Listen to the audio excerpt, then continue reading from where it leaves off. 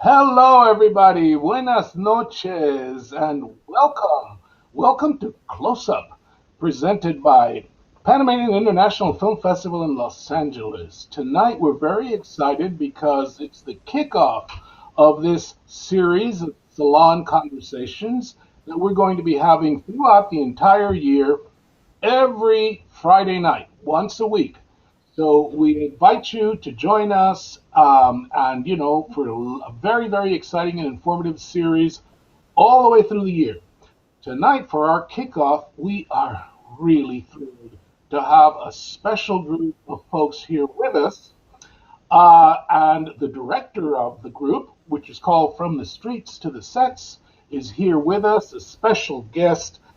Please help me to welcome Berenice Molina Valle. Yes. Uh-huh. Hi, guys. Yes.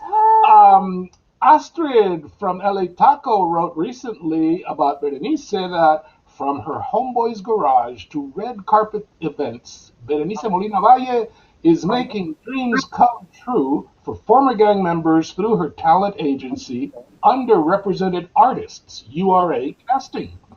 True to URA's slogan, from the streets to the set, young men and women are carefully selected as they transition away from gangs to receive paid scholarships and attend acting classes. Founded in July 2017, URA Casting has earned itself major roles in hit TV shows such as SWAT, Mayans, Goliath, and 911. Molina's goal is not only to put people on camera, but to provide opportunities that break the stereotypes that gang members are expected to play on screen.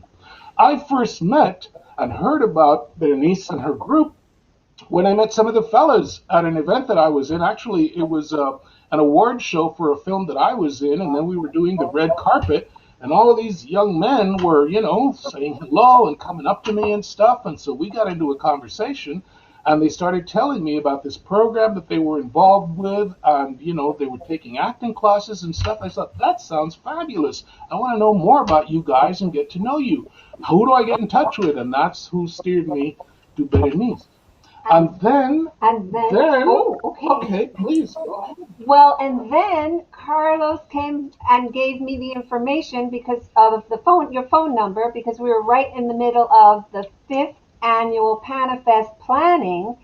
And Bernice and I started to talk about having the team become volunteers at the festival. And well, I'm going to say this several times throughout the night, but I just want to start out by saying you all were the most exceptionally wonderful, talented. You had humor, you had common sense, you were hardworking, you were brilliant. And I'm going to say it over and over again because it's the truth. You made our festival happen. And so here we are now with COVID, Thank and we're not you. live, but we're You guys. Yeah. And I just want to add to that it was so funny to watch because when the fellas first arrived, the whole group, and they came in, and people were going, the typical reaction. And then these fellas turned out to be, and lady, they were just so helpful, so sweet, so lovely, so hardworking that by the end of the event, everybody was like, oh my God, what cool people. They're so nice, they're so wonderful. And, and we felt that way too. We were so proud of you all. And, I'm sorry that we're having COVID this year because we're going to be doing the festival this year, but it's going to be online, virtual, like right now. But we're really looking forward to working with you guys again. And so let's talk about you some more.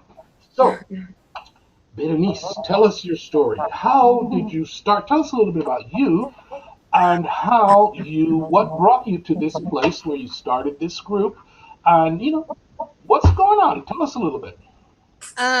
What started my passion to get into this was I originally started as a gang interventionist in the inner city, and I became, acquainted with different communities, and the part of the curriculum that we were supposed to follow as a case manager was to place some of these youth on some type of employment, some type of training, vocational, prepping them somehow, some way.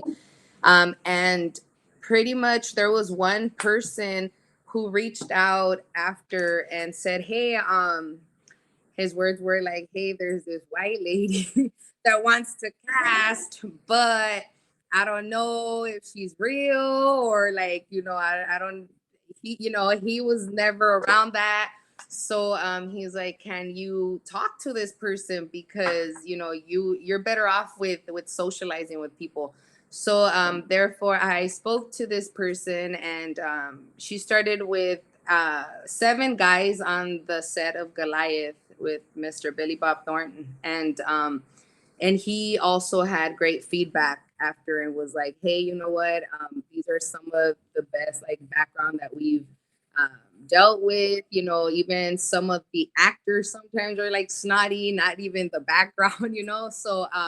So he enjoyed it, he loved it, and he sent us a nice email. And then from there, word got around that, I had access to real street community people. And then SWAT was next. And we've been on SWAT since season 1.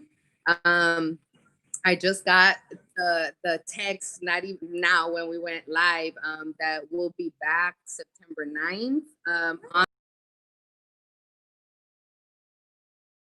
It's my birthday. What's your birthday? What's your birthday? September 9th. September 7th. Virgo. Well, yeah. So we're excited. And then it's just the calls and the emails and the demand got bigger, and then we went from to music videos. Then we did short films. Then we've done, now we're moving on, I guess, like to skits, and then we've done background in featured films, and now we're progressing to hopefully having some of these guys that started background take lead roles in these feature roles, but prepping them, it's all came with a process. And the ones that have shown commitment, we've been able to sponsor and give scholarships to acting classes with the Anthony Gilardi Studio. We're grateful to him. He's a wonderful coach. And yeah, like that's how it started, and the rest has been history. And the more I've done homework of the industry and got to know it, the more I've fallen in love with, like, the good side, the creative side, the being able to be yourself and bring you to the table side. And I think that a lot of us have a lot of stories, and I think where I want to go with this is encourage our own people to write their story, to share their voice, and be proud of what's made them who they are today. There shouldn't be no shame in any background or any in any story, because what you think you might be going alone, there's other people in those same shoes that might see you and feel some type of motivation. So that's pretty much how I got into all of this. And since the guys back in the day, they weren't sure of them, they would say, hey, stay and be the gang consultant, but Wow. yeah. So we went on there, and instead of me initially just sitting around and really technically babysitting, I started talking to people and telling them my story. And if you really did need a gang consultant, you should ask me, you know. And some people did start asking me, and that's how we ended up on Peppermint with Pierre Morel and Juan Pablo Rabla and Richard Cabral and Jennifer Gardner. That was my first official consulting gig, and from there many doors opened, and I've been grateful since. It's all been a learning experience.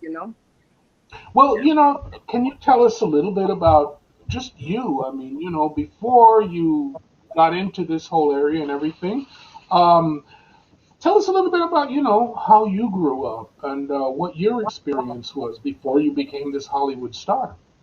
So it's not well. It's funny because my background, my playground is the streets of Hollywood. I was born and raised in Hollywood, and even though the tourism and the media makes it seem like a pretty, Hollywood place, behind the scenes, they have, poverty. There's, drugs. There's violence. There's broken homes, and I happen to come from one of those broken homes, and came from two parents who were here and documented. Dad Salvadorian, my mom Mexicana, and I'm the one of the pretty much the ones born here. There's only two from mom and dad born here, so the rest were born in Mexico. But nevertheless, the lifestyle that each of us carried when my brothers came from Mexico was a destructive one, and I think it was just survival mechanism. It wasn't because we intended to harm anybody. We were just trying to survive. So, so grew up in a fast paced lifestyle, right? I seen a lot of drugs, a lot of gang activity, a lot of illegal activity. And then I became involved because that's what everybody around me was doing. And I wanted to be a part of. And I saw the cars, the money, the respect, but the thing that made it different for me is I didn't want to be your average homegirl that gets in, by the easy way. So I think I felt like I needed, an ass whooping and like be treated like one of the men, to get respect. So Yeah. and that's exactly what happened. I ended up joining a family rival gang because my brothers and my dad wouldn't allow it. That wasn't a place for women. But I wanted to show them that anything a man could do, I could do it better. Yeah. And and Once and daddy says no, then you got to do it. yeah, so I did. I went into that life. Unfortunately, the false love that I thought I was getting from a neighborhood came to a reality quick, very quick, when I became a teen parent. And those homies that called themselves homies didn't even offer diapers or anything. So I felt like, you know what? I don't know if I could do this, if I could be a part of something so conditional, because it is conditional love. It's not unconditional. So Right. so therefore I stood side by side to what I knew, and I stayed loyal to my neighborhood and the illegal activity because that's all I knew. That's all I was being offered. While my brothers were being, rehab placement, incarceration, there was no guidance. And all I knew was street life. So, that's what I remained. And, I've been arrested multiple times. I was a mom of two kids by the time I was 19 years old. And, it hasn't been a pretty easy road because it hasn't. All my decisions that my parents were trying to prevent, um, I went full force and I ended up hitting a brick wall every time. So, So what would you say finally turned it around for you? I mean, at what point did something happen, or you yourself, or something that sort of put you on a different path that got you in this journey that you're on now? Um, oh, you're gonna make me cry. No. You can cry. Crying is, I'm Yeah, a big crier, and crying is strength. That's how I see I have a person in my life who kind of turned my life, changed it completely. And when I think about that person, makes me cry too. So, please Yeah. pass the So, cleaner. I think any parent would be like, "Oh, my kids made me change," and as sucks as it sounds, my kids weren't the reason I slowed down, and if anything, I went full force because I needed to provide. But what made me change and look at life differently was when, ugh, when my mom got diagnosed with kidney failure, and and she was giving like, oof, she was given 2 weeks to live, and Oh, I remember hearing that news, and I was like, wait, what? like, you know, like I need to call my brothers, I need to let them know. And I remember this same sick lady looked at me and she's like, wait, like, why are you panicking? You know, and I'm like, didn't you just hear you got, you know, 2 semanas? Like, ¿qué te pasa? You know, and she's like, no, no, no. She's like, the doctor said I got 2 weeks. You know, she's like, I serve a God. And until he takes me, then that's when I'm going to go. And, and God still allowed my mom to stay with us 3 more years. Oh, And God bless. Yeah. yes, and those 3 years were a very eye opener of like, you know, what am I doing with my life? Here's my mom who came from Mexico and documented 9 children, poor, lack of English. She hustled her ass, no family here.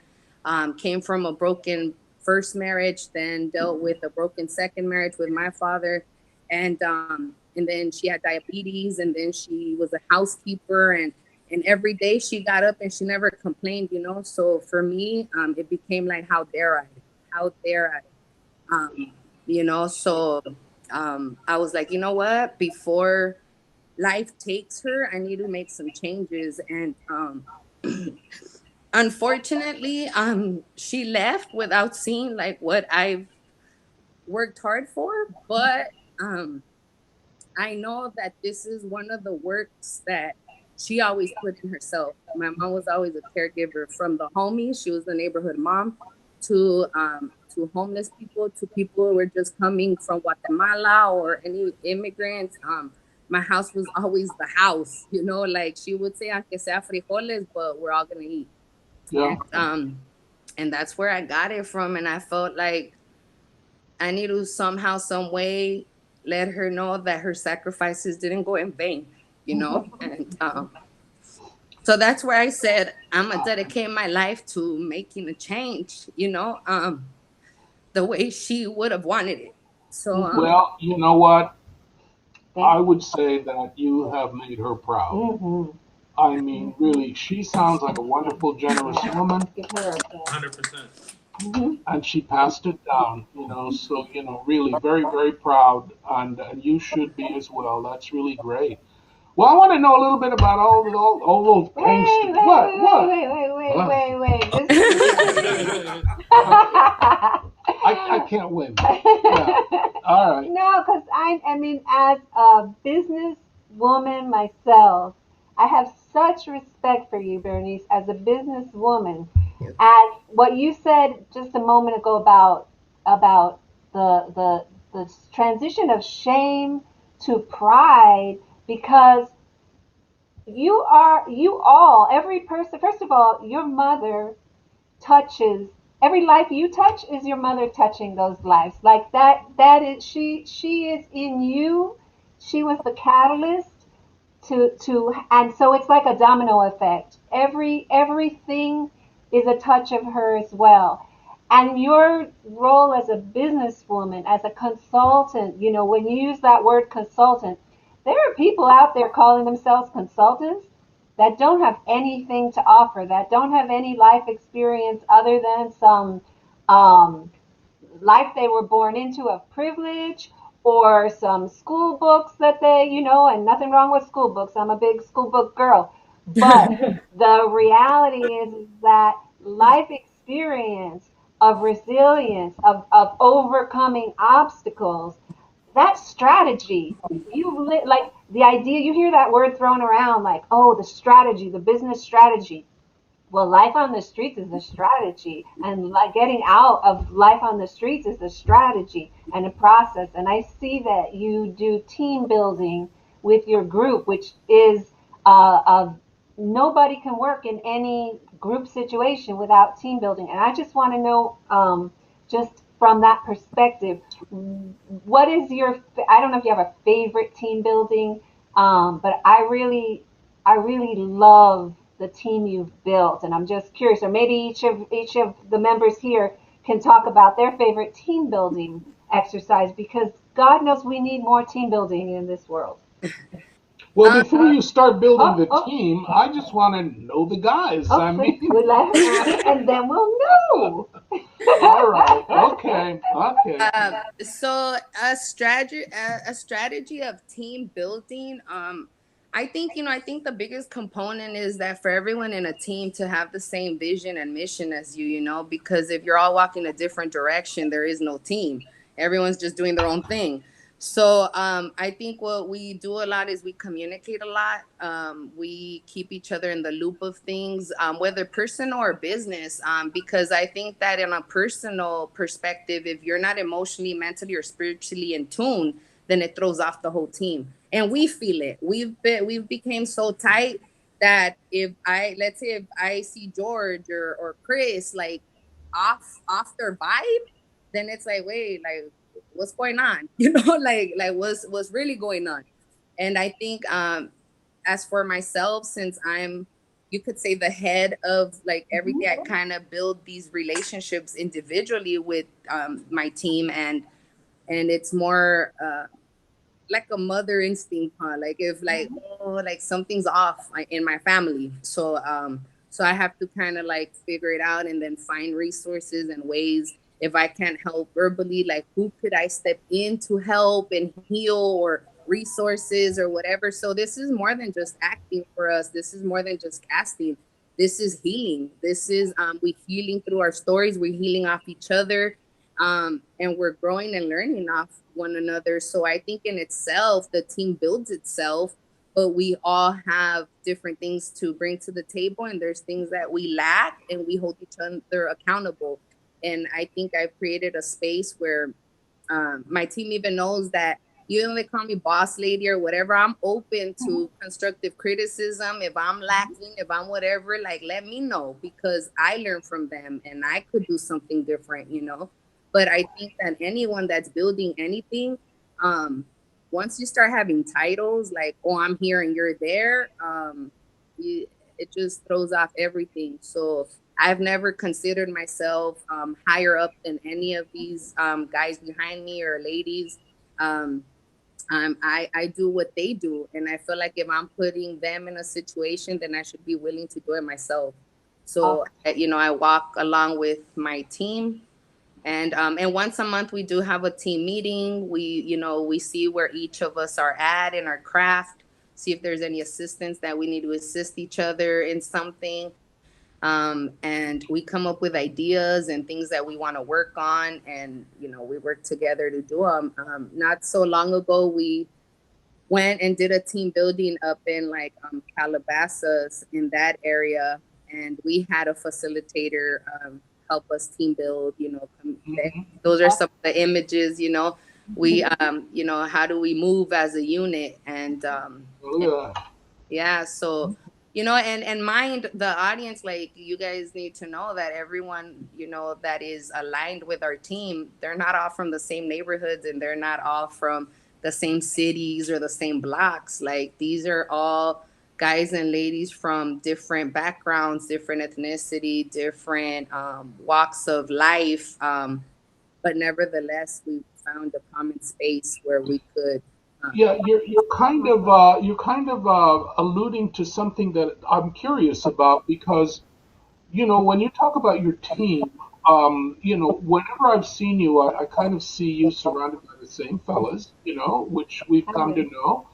Um, but my question is that how many people, I mean, like, are you involved with? I mean, you seem to have a core group, which is Right. cool. But then once you go out from there, are you, like you mentioned, going to different places and Mhm. being involved in different communities? I mean, how many people actually do you touch? So people I've touched, not in a physical form, no, no, but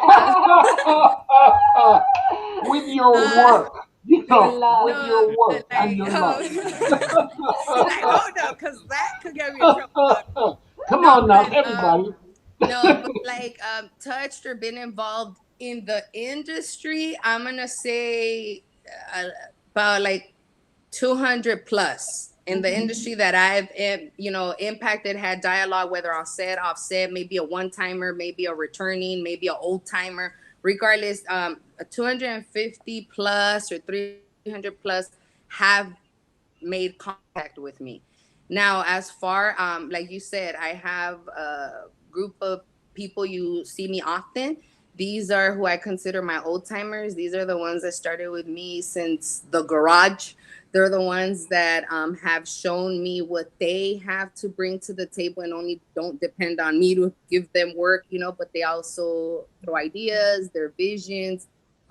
We vent like one another, and we're sort of, well, we actually kind of build semi like a board, because we want to have like ambassadors and people who represent the team, even when I'm not present, someone that knows the ins and out, the in and outs. If there were to be asked what we do, what we represent, the mission, the vision, and this, what I'm surrounded with is a lot of loyal people that have shown me, not that have said it, but have shown me.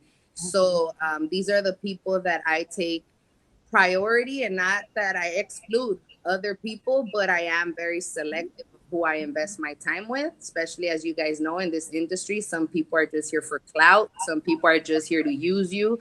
And so therefore it's a process, and these individuals behind me have shown me that no matter rain, shine, rumors, gossip, whatever the hell, they stand firm in the same mission and vision that I believe. It's not so much about race, color, neighborhood, like all that crap. No, it's more about where are we trying to go? What better are we trying to do with our life? And let's focus on that. Everything else is a distraction, and we don't got time for it. So tell me, where do you receive any kind of support, any kind of grants or community support? How do you sustain the organization? So we have been like we've done fundraisers, we have had people donate to our cause, and most of the time it's really like money that comes in goes out, because we're not a official nonprofit, so it's not like we could ask for grants or loans or you know um, any of that. But with the same community, we've been proof that when you really want to see your brother or sister succeed, you'll invest in them, and we've been able to build a community who, help us either like market or promote. We have people who say, hey, like I have, maybe not much, but can I send a cash app or whatever? And people do. And that goes literally back into the team, whether it's acting school, whether it's for business cards or equipment or whatever. And what we started doing last month is, as a team, when we join each other as a team meeting, we have a pot, right? And if anybody wants to donate from the team, they put it towards the pot, and the pot is open, it's transparent to the team that has been putting in the work, so they see what goes in and out. And let's say if let's say Chris has shirts he wants to make to promote the tostadas, but he's short some money or he can't, then he's allowed to go into the pot and say, hey, okay. So, but it's not always taking, it's also returning, because we're helping each other invest in one another. It's an invent, sorry, but it's to invest. It's an investment. So therefore, we've had people also reach out and say, hey, I'll offer you scholarships for acting. Like I'll sponsor some of your guys. Or I've had people who have sent, things they want to donate. So like that's right now, that's how we're sustaining. But in the future, of course, we would like to eventually convert into some type of program or nonprofit, like URA being the umbrella, and then having different entrepreneurs and departments underneath it that are involved all in the industry, whether directing, producing, songwriting, a studio, poetry, camera, lighting. Everyone has a different skill, and not everybody's meant to be an actor. And I'm very blunt and transparent about it. But if you love the industry so much, then find your niche, find your passion, and see how we could fit it in. So that's really like how we self sustain. And we have had a few nice names on TV who have made donations because they believe in our craft and what we do. And yeah, we're just pushing a day at a time, really, guys. I mean, Yeah.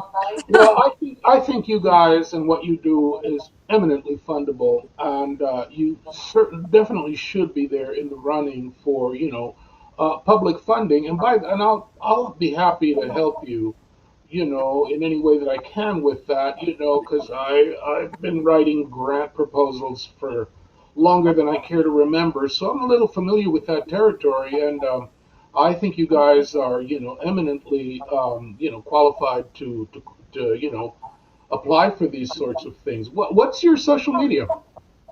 What? mine is from the streets to the set. Yeah, We'll put it all out there and make sure everybody knows about it. yeah, Awesome. sure. Can I Yeah, find and so out about Now the let's Can I meet the find out about the team. fellas, please? Oh wait, and Bernice. also before we take the from the streets to the set IG off, right? I just want now whoever's tuning in, I want to make it clear. There's people that request me on my personal page, which is a different one because it's linked to my from the streets. But please, audience, if I don't accept you on my personal page, do not feel offended. There's some things that I keep to myself. That's it. Yes, he has the same problem because he's Popeye, but he's also Carlos. So sometimes it's like the Yeah. world. Bernice already turned Okay, me down. all right. I tried to, and she said, no, no. It's like, All right, let's meet people yeah, I wanna know a little bit about the guys back there. and women. About Because the Jen yeah. is hiding. There's yeah, she's hiding. Jennifer Yes, is hiding. There you go. there she is. Yeah. All right. So, Mr. Peace sign back there. That is Gilbert. Gilbert, Hey, what's going on, Papa? How you what doing? up, Gilbert? So, what's happening with you? Uh, First and foremost, thank you for having me and all that. I volunteered for your first festival. I am one of the active recipients that volunteered for your festival. And all that. As, as of now, still in school. I'm starting my own podcast with Berenice and used to said I've been with her for maybe about 2 to 3 years. I've known Berenice for a long time. Pretty sure longer than the fellas here. Uh, she was my math tutor at the moment at that time. I Your was a math funny tutor. little kid. I need help with my math and all that. So when she says she's for the community, she means she is for the community and it's always has been for the community. As for myself speaking, like I said, I've known her for maybe longer than any other guys here. She was my tutor and all that, and she was always. My name is Gilbert, but I also go. I'm known as Betito. Betito, when you gonna do your homework? Betito, where's your homework? Betito, bring me your homework. Stop BSing, Betito. Betito, where's your homework? Bring your homework. We gotta pass this, Betito. I'm like, all right, Betty, all right. All right. As of Big now, sister. Yeah. I'm All on. right. But Gilbert told us earlier that he is going to be, I don't know if it's your first, but you're going to be a papa, no? Yeah, this is my second child on the Second way. child. My firstborn is 9 years old, and on the way she's a little girl, so I'm kind of like stressing out. But okay, so Yeah. with the guide of the beautiful young ladies here, Berenice and Jennifer on my side, I'm pretty sure I'll do well. You'll I, do well, yeah. the big homies right here, Eric, my boy C's, and Chris. Big brothers, big homies. They gonna help me take care of her and all that. That's great. She's Yeah. a lucky little girl. Yeah. You guys have quite the familia going there. Of course, most definitely. That's what it's about. No, you know what I'm saying? Yeah, most definitely. Yeah. Oh, Jennifer. Where's Jennifer? She keeps Right here. lean into the. Yeah, they'll move the camera. They'll move the camera. No. See She, her. she has power. She's like, move the camera to me. I'm like, So Bernice is directing this segment, Yeah, not Bernice you. has Yeah, Bernice has this, Has it. Jennifer, don't hide. Whoops, where'd she Where- go? where'd she go? Oh, there she is. There she All right, is. all right. All right, babe. Tell us a little bit about you. How long have you been involved? I've been involved for about 3 years. I met Bernice while I was on set for another show called Too Old to Die Young. And I was talking to her brother just randomly, and he told me like, "Oh, you should go hit up my sister." So I did. And then I sent her a friend request, and it took me maybe, well, it took her maybe a few weeks to like hit me up for, I think it was mines Good swap. for SWAT. And then that was like one of my first like big background things that I really liked. And then she's also got me on Mayans. And then I was featured in a movie called The Cleansing Hour, which hasn't came out yet. It's a horror film which should be coming out sometime next year. Cool. I don't know. I just feel really blessed to be like a part of such a, I can't even explain it. A great family, like something that's growing. Like it's nice to be growing with people like this from the start. Yeah, no, that's true. That's good. That you look really, really happy. You're in very good hands. Thank you. And este niño, Eric. Eric back there. Come on, dude, speak up. What's up? What up, you guys? Long time no see. I know. We miss you. And speaking of knowing things from, like Jen was just saying about growing up with stuff, you guys are part of our fifth event, which is like the event where we grew up. You guys are part of our growing up. You're part of our family, and we want to give back in every way. Thank you.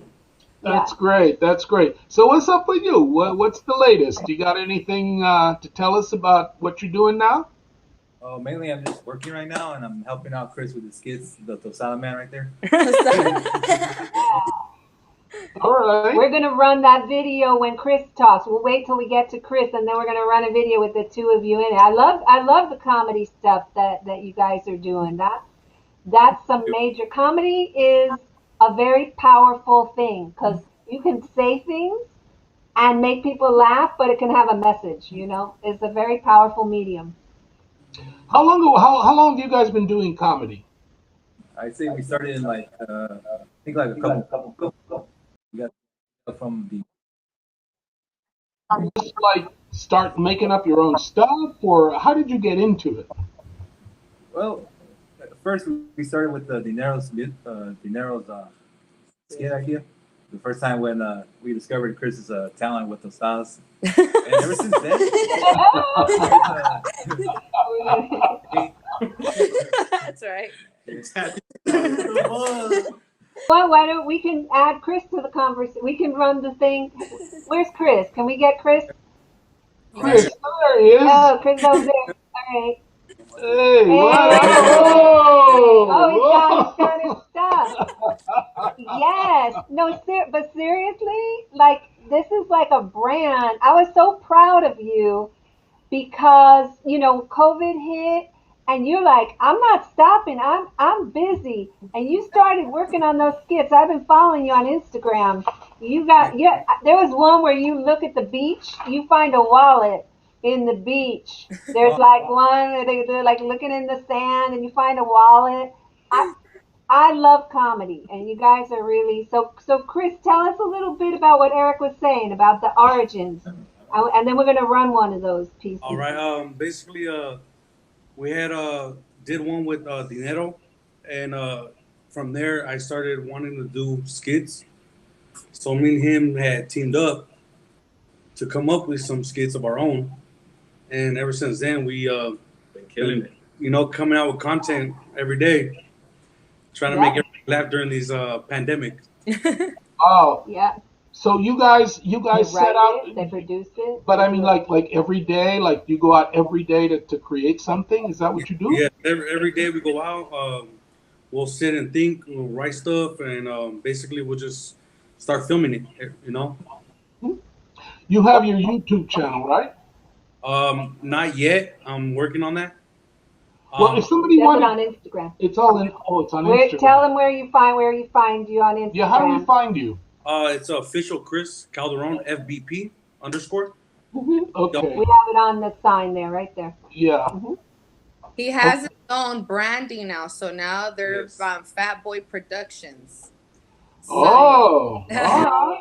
Okay. Well done. No, we've seen some of your stuff, and it's good stuff, man. It's really, really funny. Thank you. Keep going. Keep going. And 'Cause, Carlos is volunteering to be in one of your skits. When the social distancing, if you just keep him distant. I just volunteered Carlos to be in. No, yes, because he says yes. But I'm going to be busy writing a grant proposal with Berenice. Okay, that's part of the comedy. The comedy will be Carlos writing a grant proposal, and then Fat Boy Productions. Then the characters come and interrupt the grant proposal. I'll work with you. Don't worry, we'll make it happen. Let's get to it. All right. I'm not even kidding. You know that, right? Like I am totally serious. We're gonna make that happen. I'm What ready. I want, ¿cómo se llama el barbudo? Jorge. Jorge. Wait, we didn't run. Wait, What? we didn't run Chris's thing. Okay. Paul, Paulo, if you can hear us. if you can hear us, we're gonna take a minute. I don't know which clip we have, but we have a clip of Chris and Eric doing their comedy stuff. So let's see if we can run that. Hey, Mike, how old is your mom? What? No, not like that. No, it is like that. How old is she? I come in the house, she was like, you want to eat? I said, eat what? Yo, first of all, put my plate down and stop hitting on my mom, man. Don't get mad at me. I don't even want to be here. Y'all the ones that want to be here. I want to go to the strip club. Man, wrap this up. I got a bunch of ones and somebody gonna get them. Miss Loretta, I'm ready for the rest of the tour. Yes.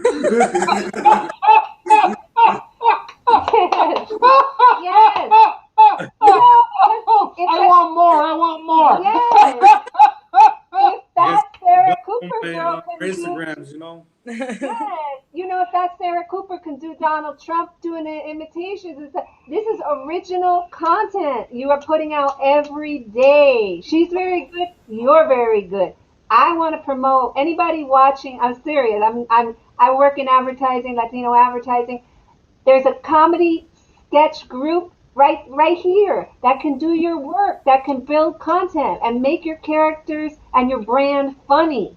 You guys are funny, bro. You guys are funny. Thank you. I guys appreciate it. are It funny. means a lot for you guys. Wow, no, wow. You need to have a series or something. Yes, we're gonna make, like my friends, speak it into existence. We got a lot of stuff to talk about with you all. They're I very mean, funny. you know, Okay, no. now Jorge. Now Jorge, I want to hear or from George. George? Urrea or Jorge. One or the other. Both. Okay. Okay, there we go. He's the big guy. All right, what's up, brother? What's going on? El barbudo, huh? El barbudo. El barbudo, yeah, you know.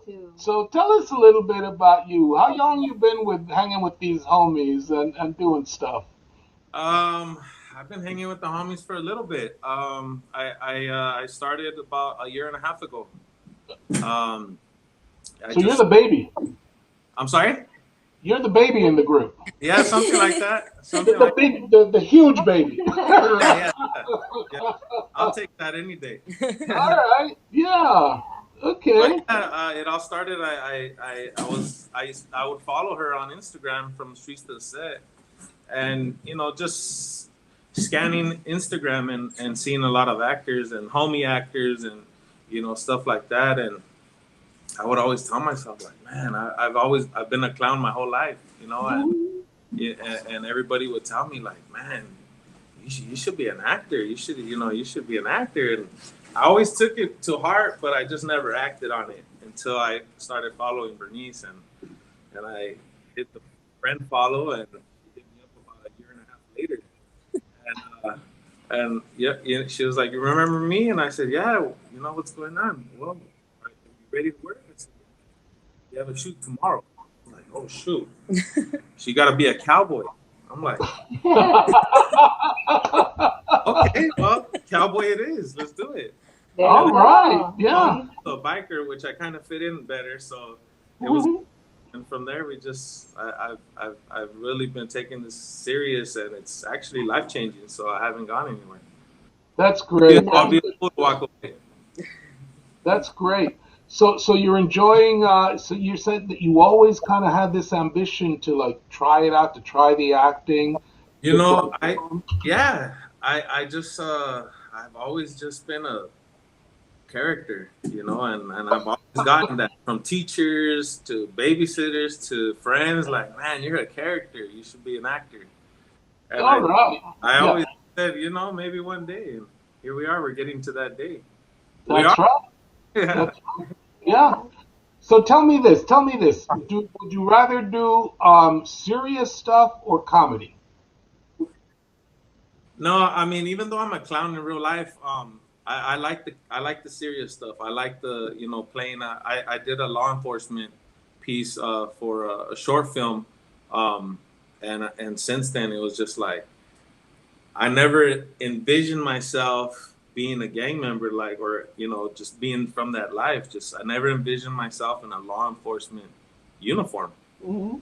I ended up being Correction a officer. correction officer in this short film, and it was just a whole different feeling, and I liked it. And so that's the roles I'm looking for is law enforcement, just something serious, just not always the cholo. Oh yeah, no, definitely, and that's part of what is wonderful about your group and the work that you guys are doing. Because at the end of the day, and just to be serious about it a little, and I'd like to go back to Bernice and talk about that a little bit. That part of what you are about is exactly what Jorge said. It's not just about the cholos. It's not you're not just marketing like I have a bunch of cholos here, for your next gang picture. That Right. you really are committed to showing the other sides and the Right. dimensions. And I mean, you and I know, I mean, we're talking to the choir here amongst ourselves, but you know that the community is so wonderful. It's so varied. There's so much talent. There's so many good hearts.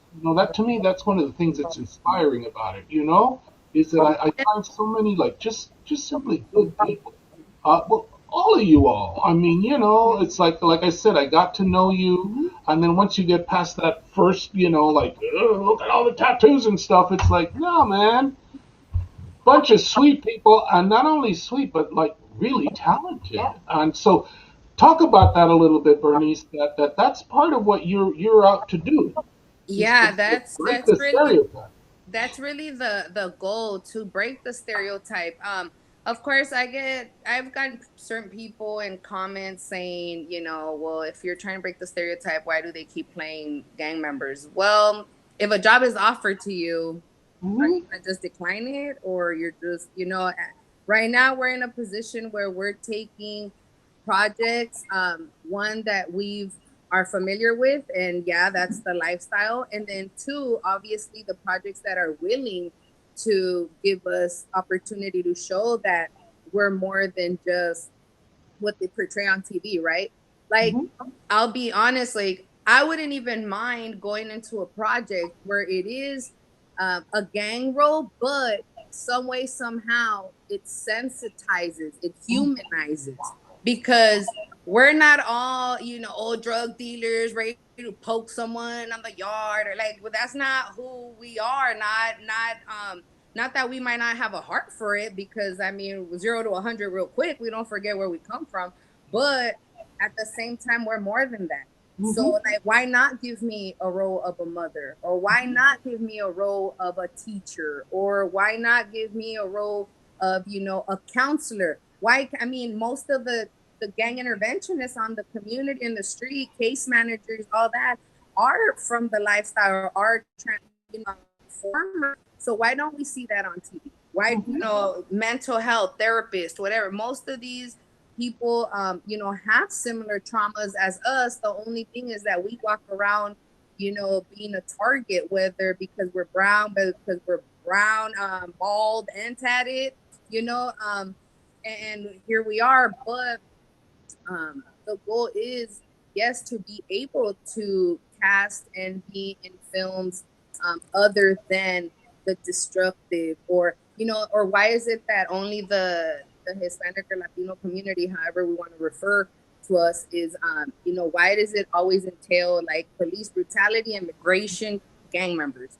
Like, we have more stories than that, so therefore, we that's the goal. And one of the things I learned early on the game, I've been told, is that, if you don't agree with what you see on a screen, then maybe you need to start writing, That's right. so That's that's right. what we've been doing. I know I've been doing it with the help of some friends of ours, Four Ways Entertainment. They've had, open table for me to learn how to write script, because I'm good at writing like in a novel form, but not in a script form, right? And that's my reality. So that's what I'm learning right now. But I'm also encouraging these fellas to write. Like Chris, I know when he first started, it was all at the top of his head. And I was like, no, you need to write. And he's like, oh, but and I said, trust me, once you get in the hang of it, it'll come, and now, I'm proud of him because he carries a little notebook around everywhere. Yeah. So Yeah. so he's doing that, and but yes. Nice. Oh, look at that. Show and tell. Yeah, yeah. Nice. And that's the secret to this progress is there's an expression in business, fail faster. Comedy is all about trying. And so if anybody, you can't like all the great comedians get there by testing out stuff, testing out stuff. So that's what you guys are doing. Like you're putting it out there.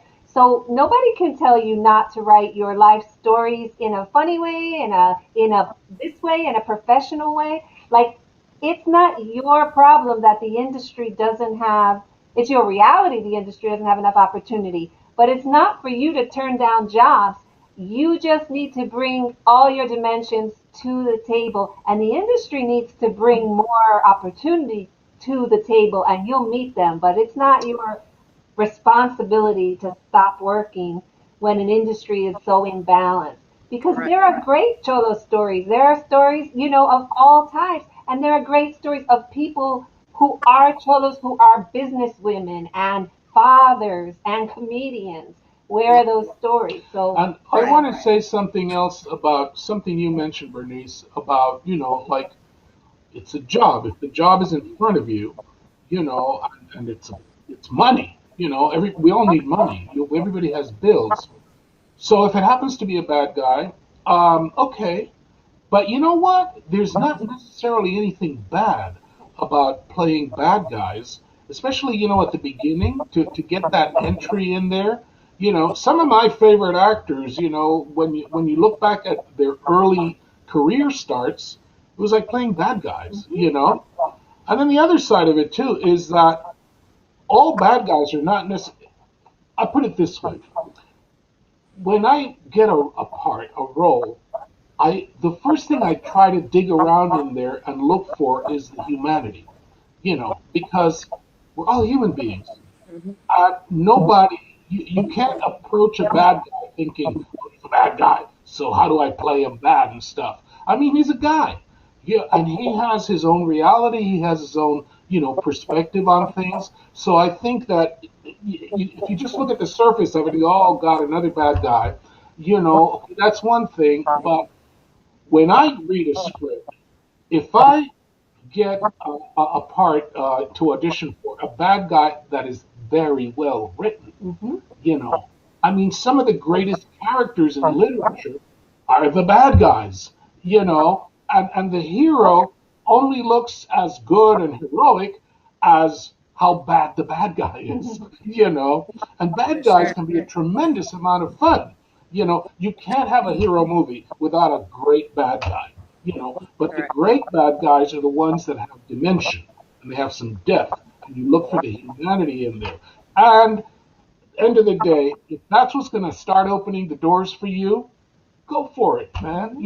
Because the thing about this industry, it all comes down to having some power. And you've got to get the power. And then once you have the power, how are you going to use it? So it's all good. It's all good. You got to do what you got to do in the beginning. For sure. Yes. Do you guys have any questions for Carlos or myself or that anything? Maybe an opportunity for them to flip the table. They can throw questions our way. I have a question. Question. What made you guys want to start your manifest? Okay, well, I'll tell you what. I am originally from Panama. Okay. Okay, so it's my country. It really is my culture and where I come from, and it's about being proud of your origins and your community and so forth. And when I left Panama years ago, I've lived most of my life in the States because I came very young. And I came to study this and to pursue acting and theater and everything because when I was you guys' age, that just didn't exist. The opportunities did not exist in Panama. That has changed.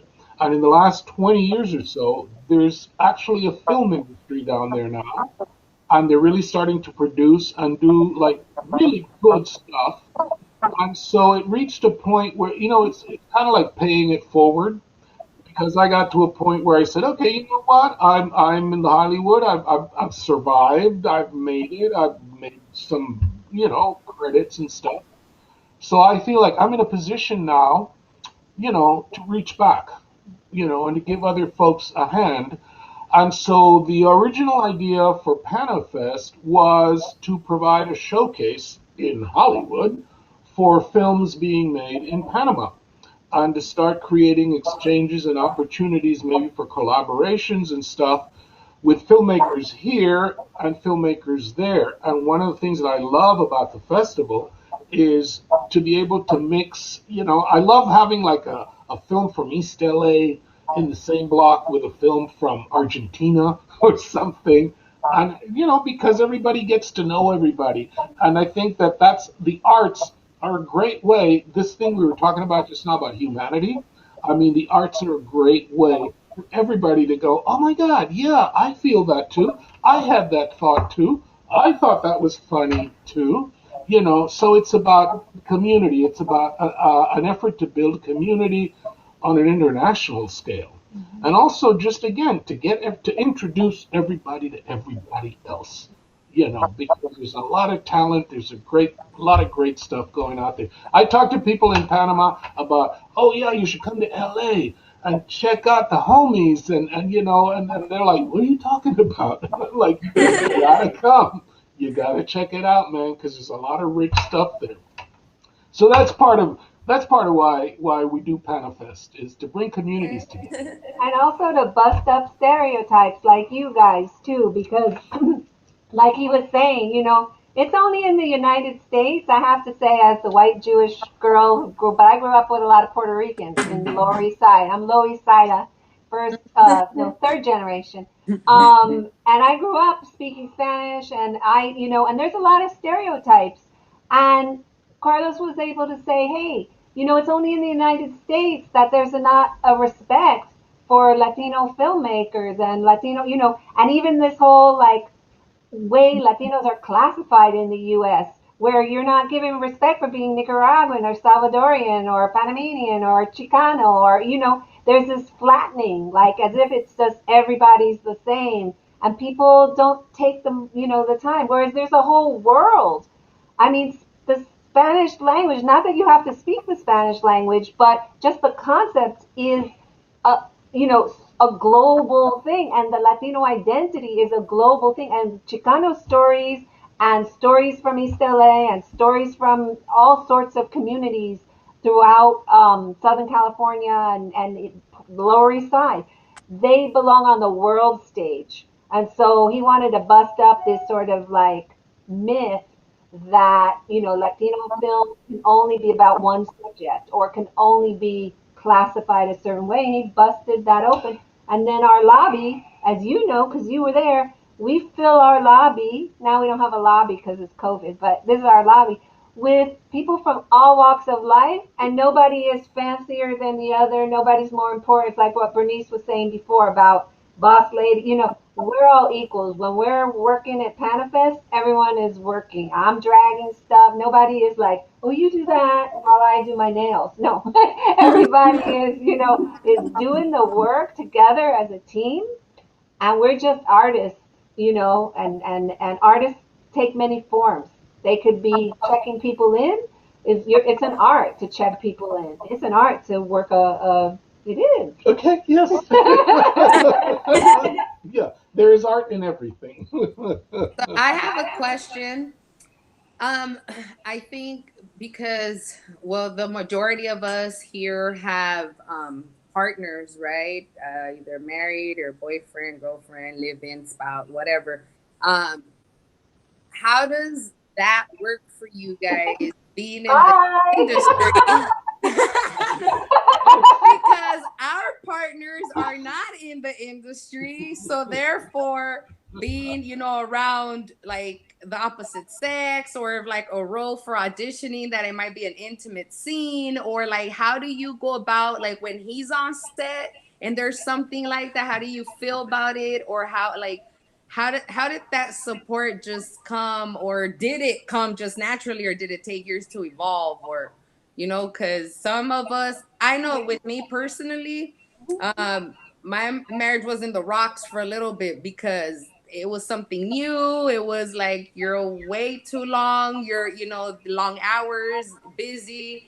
I feel like your phone keeps blowing up. You stay on your phone, on your emails, like, and it's like, oh my God, but like, how does that work? How do you guys come to an understanding? Can I start with this? Please, you take it away. All right. No, because I want to start, first of all, yeah, that is an awesome question. That is a really interesting question. Um, I I come from theater, so that was my background. We actually met in theater, but I had already started working in advertising for my money job, my job. And I became a workaholic early on. So I was working, always on, always in meetings, always traveling, busy, busy, busy. So it was hard for him in the beginning. And then also he was doing a lot of regional theater when we first met. So regional theater meant we met in New York, and then he would have to go to like, Pittsburgh, Baltimore. He was always away. When he did Crocodile Dundee 2, he was away for several months, but we had just met. But we both knew, coming from theater and so on, that was part of the profession. But as it gets wearing, it gets hard. My job got hard on him. His, traveling got hard on me. But we both had to take a breath and go, this is what we signed up for. This is, and with trust, because at the end of the day, you could be never apart, and if you don't trust each other, you're going to have the same problems as if you're always traveling or you're always away. And with belief in the sacrifice, it's a big sacrifice to work with someone in the industry and to work with, it's not, that's why there's so many divorces in the industry of all people who can, afford to have all the therapists in the world. That's not, they can throw money at therapists, but at the end of the day, it's about really like communication, trust, love. Because if someone's going to cheat, and have an affair behind your back, they're going to do that whether you're an actor or like, that's just the core. Now, there are temptations in the industry. People are, but let's be honest. And they happen to women and men, so but I really think it's a constant communication, being okay to come back from a fight and know that you're not walking out the door. Like knowing that, what? Fighting is part of a relationship. And we're just going to work through, we're going to communicate. I don't know. What do you think? No. Have I covered some good you pretty much have covered it all. And I think the thing is like patience patience? and communication, and really kind of like an understanding that at the end of the day, it's a job. You're doing a job. Sometimes, yeah, it gets pretty intimate. And I remember the first time I ever had to like do a bedroom scene, with an actress. And I got to tell you, that's the strangest thing. You show up at 7 in the morning, you get the wardrobe and the makeup and stuff, or very little wardrobe. And then you go on the set and you just literally meet this person. Hi, this is Susan. Oh, hi, Susan. Nice to meet you. And okay, get in the bed now and start rolling around. And it's like, alrighty then. But it's a job. It's like, that's what it is. And it happens to be this particular type of work. And then when it's over, then, Susan goes to lunch and you go home. And you just kind of have to try to keep it, in that perspective. I went to work today. That's what I did. Now I'm home. And what's going on here at home. Let's us talk. Let's communicate, and be generous, and understanding. So that's my biography, and I'm sticking to it. We're gonna run out of I time want to any give a second. shout out. Speaking of significant others, I want to give a shout out to Christina, who's not here tonight, but she was my. I'm not an easy person to work with. I'm really not. I'm not an easy person to live with either. I know I seem easy to live with, but I am not. And at the festival, we got paired up, Christina and I, as like you and Rochelle could work together, and she was a champ. She was a real champ, and Chris. So I just want to thank you for sharing her with us, and I just want to send some love back to her as well. All right. Yeah. So Thank any you. final what, Chris? What? Chris is such a troublemaker. What is He's it? the I get that a lot. No, Okay. how would you feel of from the street / Fat Boy Production skit collaboration? Sure. Yeah. Yeah. You want to do something? Yep. Yeah. You heard it here. This is history. You heard it from his mouth first. He is prepared to do a collaboration with you guys because he's excited to give his talent back.